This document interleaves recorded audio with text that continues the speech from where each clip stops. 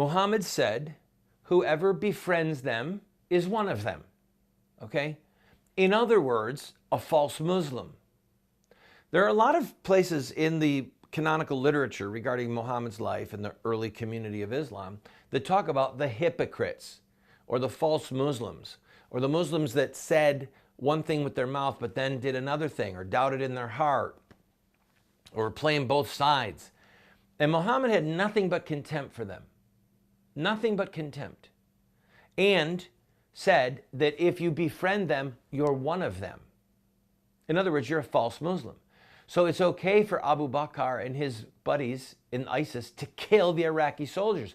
And the Iraqi soldiers are thinking, now wait, Abu Bakr wants to rid our land of foreign infidels. We'd like that too. Abu Bakr wants to reestablish the caliphate, the caliph, the successor of Muhammad. We'd like that too. Abu Bakr wants to establish Sharia law. We want that too. Abu Bakr wants us to be able to treat our women and our girls the way Sharia law says we should or should be able to. We want that too. So why am I fighting them again? Here's another point to prove that, or another illustration to prove what I'm talking about. Who has been able to go and to kill ISIS combatants without qualm, with great speed, with dispatch? Iranian militia. Iranian militia are a greater threat to ISIS than the Iraqi soldiers. Why? Well, because the Iranian militia are true believers in Shiite Islam, not Sunni Islam. ISIS is made up of Sunnis. The Sunnis believe that the Shiites are false Muslims and deserve to die. The Shiites believe that Sunnis are false Muslims and need to die, need to be killed.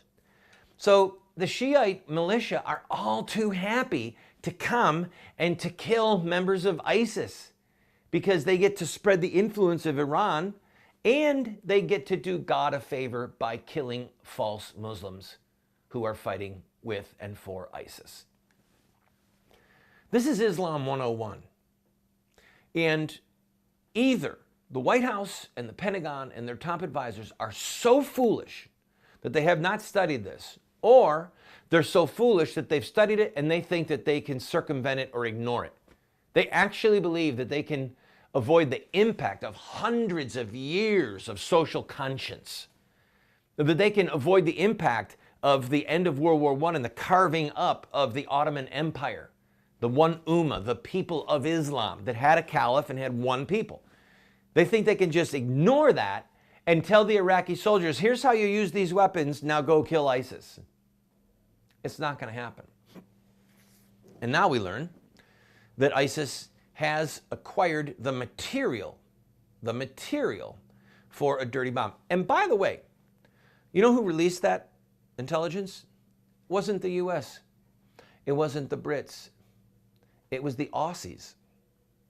It was the Australian intelligence community that released the data. Our country knew it. We didn't release it. Part of that is because we went into Iran, or Iraq rather, once in search of weapons of mass destruction. And now you're telling us that they actually do have the material? As I said the other day, what we don't know if they have is scientists to put it together, okay? And we know that they don't have a delivery system. Now, Indian intelligence is saying, be careful, the Pakistanis might slip one small nuclear weapon to ISIS for them to use, or they might send some Pakistani scientists to help. We don't know, but we know that we have a problem. And we know that right now our government does not have any intention. They don't have, as Obama has said, and the right-wing radio has been mocking him, Obama has said, we don't have a strategy. So we're sending 450 men over there to train our the soldiers that we're supporting, but we don't have a strategy. And then you've got foolish people, I almost called him an idiot, like John McCain, who armed ISIS. You understand that ISIS is fighting Iraqi soldiers and killing innocent civilians with weapons given by the United States of America, a house divided cannot stand.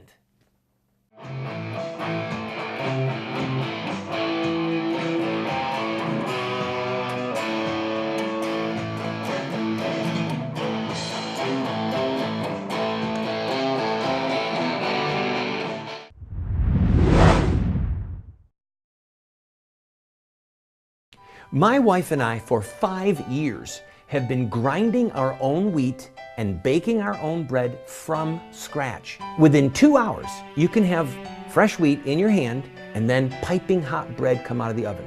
The most nutritious and delicious bread you will ever have. And we do it for under $1 a loaf. Call Paula's Bread and find out about this grain mill and the mixer and how it can save you money and change your life. I have been a leader in the pro-life movement for 30 years. And sadly, we have not prevailed in our goal to make it a criminal act to kill an unborn baby. There's reasons why we have failed. I wrote this book, A Humble Plea, to Catholic bishops, to evangelical clergy, and to lay people, explaining where we went wrong and what we have to do to prevail. We've made this available as a PDF online for free. I encourage you to go and download your own copy.